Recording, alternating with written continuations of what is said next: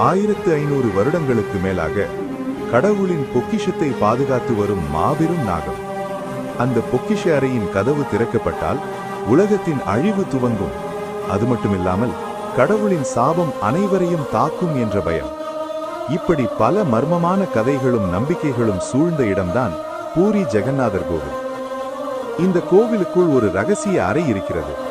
அதற்குள் பெரிய நாகம் இருப்பதாகவும் அதை திறந்தால் உலகமே அழியும் என்றும் பல கதைகள் பரவியிருந்தன.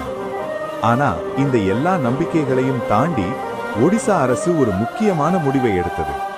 சாவி இல்லாமல் 3 பெரிய பூட்டுகளை உடைத்து ஒரு சிறப்பு குழு அந்த அறைக்குள் சென்றது. அது சாதாரண குழு இல்லை. ஃபாரஸ்ட் டிபார்ட்மெண்ட் அதிகாரிகள், காவல்துறை அதிகாரிகள், தொல்லியல் துறை அதிகாரிகள் ஆகியோர் இணைந்து மொத்தம் 12 பேர் கொண்ட குழுவாக கோவில் மரபுகளை பின்பற்றி உடைத்து உள்ளே சென்றனர். அவர்கள் உள்ளே சென்ற பிறகு கிட்டத்தட்ட 5 மணி நேரத்திற்கு பிறகு அவர்கள் வெளியே வந்தனர். வெளியே வந்த அவர்கள் மக்கள் நம்பிய மாதிரி பாம்பும் இல்லை, பல்லியும் இல்லை. உள்ளே இருந்தது தங்கம், ரத்தினம், வெள்ளி ஆபரணங்கள் அனைத்தும் 5 பெட்டிகளில் பாதுகாப்பாக வைக்கப்பட்டிருந்ததாக தெரிவித்தனர். அப்படியானால் உள்ளே எந்த மர்மமும் இல்லை என்றால் ஏன் இத்தனை கதைகள் உருவானது? அதற்கு விடை தெரிந்து கொள்ள இந்த கோவிலின் வரலாற்றை நாம் தெரிந்து கொள்ள வேண்டும். நாம் ஆயிரக்கணக்கான ஆண்டுகள் பின்னால் சென்று பார்த்தால் துவாரகை அழிந்த பிறகு கிருஷ்ணர் வேடனின் அம்பால் உயிரிழக்கிறார். அதன் பிறகு பாண்டவர்கள் அவருக்கு இறுதி சடங்குகளை செய்கிறார்கள். அப்போது ஒரு அதிசயம் நடக்கிறது. கிருஷ்ணரின் உடல் எரிந்த பிறகும் அவரின் இதயம் மட்டும் எரியாமல் துடித்துக் கொண்டே இருந்தது.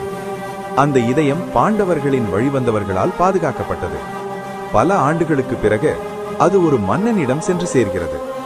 ஒரு நாள் அந்த மன்னனின் கனவில் பெருமாள் தோன்றி, என் இதயத்தை ஒரு மரச்சிலைக்குள் வைத்து ஒரு கோவில் கட்டு, அதற்கான மரம் கடற்கரையில் கிடைக்கும் என்று கூறுகிறார். அடுத்த நாள் மன்னன் கடற்கரைக்கு சென்று பார்த்தபோது 3 மரக்கட்டைகள் கிடைக்கின்றன. அவற்றில் சிலை செதுக்க முயன்றபோது உளி கூட அந்த மரத்தில் உடைந்து போகிறது. அப்போது ஒரு வயதான சிற்பி வந்து, இந்த மரத்திலிருந்து நான் சிலை உருவாக்குகிறேன், ஆனால் 28 நாட்கள் யாரும் என்னை தொந்தரவு செய்யக்கூடாது என்று கூறுகிறார்.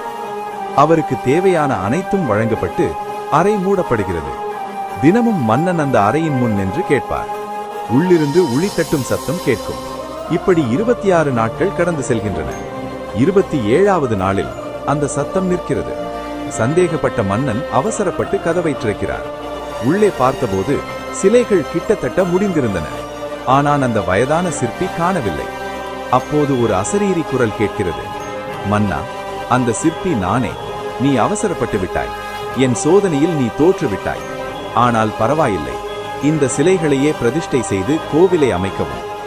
அதன்படி அந்த சிலைகளுக்குள் கிருஷ்ணரின் இதயம் பொருத்தப்பட்டு அதன் மீது ஆலயம் கட்டப்படுகிறது.